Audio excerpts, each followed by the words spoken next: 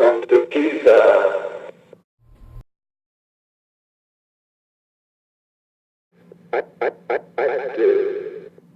A lot of you guys, especially in Europe, have been keep asking me about how do I fix holes in my covers. Well, I'll go ahead and show you how to fix the holes in your covers. First off, want to make sure that your pack is evenly distributed, okay? Don't wear it too tight, don't wear it too loose, okay? Some of you guys like to wear this pack really, really loose. That's all great and dandy, but it's not effective, okay? And I do understand that some of you guys have small hands, and holding the phaser the way I hold the phaser may be impossible for you. All I want you to do is to make sure that you are holding it so the bottom of this phaser down here is blocked properly, okay? So, first question you guys have, why am I getting pierced? Well, understand that being pierced, just so you know, is very hard to block, especially if you're when you become lazy, all right? Now the idea is, when you're being pierced, there's a little hole basically, or an indentation in between your pack and your chest. Anytime there's a little space in between here, that just means you can get shot through it. All right. So what you want to do is you can either move the cover forward more to make sure that the pack is squished against your chest like this, or you can just squeeze harder, which is very, very hard. Now what you're doing is you're actually pushing with your arm into your body, like you're squeezing yourself. You don't have to squeeze yourself the entire game, just when you know somebody's going to go for a pierce. All right. So when you're coming in, you can hold it nice and loose. Try to hold it a little bit tight, all right? If you find yourself getting pierced no matter what, then you will have to move your cover more forward, more up toward the corner top left of your pack. Makes it a little easier to block that pierce. Or if you find you're in a Cali cover and you can't stop the pierce, simply try a little G cover instead. You know, it'll help you a little bit more of being pierced. And then when you find somebody trying to reach around you, then slide the arm down and go back into your Cali cover, but make sure you pull it back after you do that. All right. Now there are some of you who said, you know, I'm getting tagged a lot on the side of my phaser.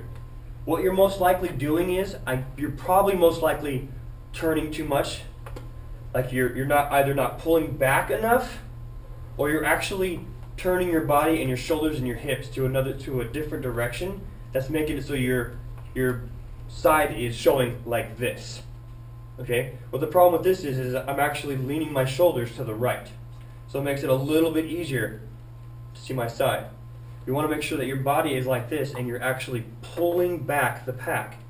Like I said, you want to look into a mirror as much as possible so you can keep pulling back and squeezing here with your arm to make sure you're not going to get pierced. Okay? Remember, this is supposed to hurt. If you do not hurt, you're not squeezing hard enough. Your forearms, your wrists, everything should hurt after a game. Sometimes even your abdomens will hurt, by the way, just so you know. So what are you doing? You're pulling back more, you're squeezing harder, okay? And you're using that right wrist to really push the phaser against your pack. That is what you're going to need to do, okay? Maybe even try putting your fingers here and really tugging on it harder. Okay? Look at how far my pack is right now, even though my shoulders haven't moved. That's how far it is. Makes it a lot easier to block the side. Okay? Then there's the people who have been complaining about my backpack sticks out like that. I'm blocking and it sticks out like this. What's the problem? First problem could be, honestly, you're not wearing the pack right. Alright, like I said, if you wear it too loose, the pack tends to go like that. If you wear it too tight as well and you hunch over, you tend to get the pack to go like that. Gives it a little curvature to it. Because it's so tight, it loops like this, which makes the backpack even easier to shoot on the inside of it. That's why you don't want to wear your pack too tight. You want to wear it loose enough to where that it kind of sticks onto your back. Alright? Now, for your back sensor, what the problem is your right hip and your right shoulder aren't far enough forward. Okay? You need to learn to move that right hip, rotate it, right, without the left hip moving, just your right hip rotates. And remember I told you about body manipulation? That's what you need to start doing. Rotate that hip, move that shoulder forward. But look, the rest of my body isn't moving. Just the right shoulder. That picks that back up, takes it away. Alright? So you want to be able to pull it back, bring the shoulder forward. Okay? Now, it looks weird because you're basically going like this when you're blocking. Like it looks like you got like a chip on your shoulder. Right? Think about shrugging with your right shoulder. That's what you're doing, but you're bringing it forward. That's all you're doing. Maybe you don't want to change the angle you come at your opponent. Maybe that's what your problem is. Maybe you're coming at him like this all the time. You know? Make sure that you're actually facing this bottom part of your phaser, or in your elbow, towards your opponent. Alright? Basically, your head, your elbow, and your opponent should be one straight line. You're pointing that elbow at your opponent, basically the middle of their chest, or the center, basically the center of their body. And you're using your elbow like it's a shield. If they move their body to the left, you move your body to the left and readjust so that you're right in front of them. Alright? You're always moving like that.